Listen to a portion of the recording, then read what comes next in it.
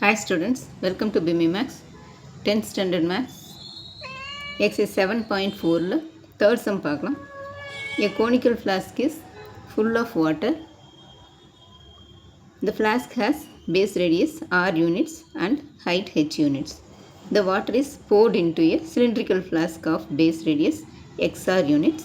Find the height of water in the cylindrical flask. இங்கே conical flask இருக்குது, அதில் ஃபுல்லாக தண்ணி இருக்குது. இதோட இந்த கோனிக்கல் ஃப்ளாஸ்கோட ரேடியஸ் வந்து ஆர் யூனிட்ஸ், ஹைட் வந்து ஹெச் யூனிட்ஸ் கொடுத்துருக்குறாங்க. இந்த தண்ணி வந்து ஒரு சிலிண்ட்ரிக்கல் ஃப்ளாஸ்க்கு ஊற்றுறாங்க. அதோட சிலிண்டரோட பேஸ் ரேடியஸ் வந்து எக்ஸ்ஆர் யூனிட்ஸு. இதில் இந்த தண்ணியோட ஹைட்டு உள்ளே இருக்கிற வாட்டர் லெவல், சிலிண்டர் ஃப்ளாஸ்கில் இருக்கிற அந்த வாட்டர் லெவல் எவ்வளவுன்னு சொல்லி கேட்குறாங்க. இது கோனிக்கல் ஃப்ளாஸ்க், இதில் இது ரேடியஸ், இது ஹைட்டு.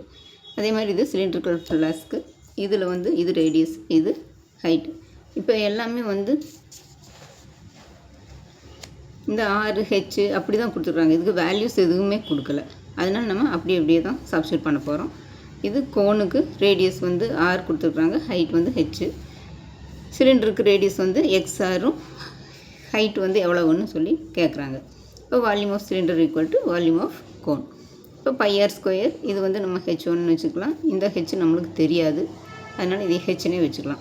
இப்போ πr ஸ்கொயர் ஹெச்1 ஈக்குவல் டு இங்கே சிலிண்டரோட வால்யூம் ஃபார்மில் வந்து 1/3 πr square H. By cancel ஆயிரும். இங்கே வால்யூம் ஆஃப் சிலிண்டர் வந்து எக்ஸ்ஆர்னு கொடுத்துருக்குறாங்க. அப்போ ஆர் ஸ்கொயருக்கு பதிலாக எக்ஸ்ஆர் ஸ்கொயர் இன்ட்டு இந்த ஹெச்1 ஈக்குவல் டு இங்கே 1/3 இன்ட்டு இங்கே பை கேன்சல் ஆயிடுச்சு. மீதி இருக்கிறது ஆர் ஸ்கொயர் ஹெச் மட்டும் இருக்கும்.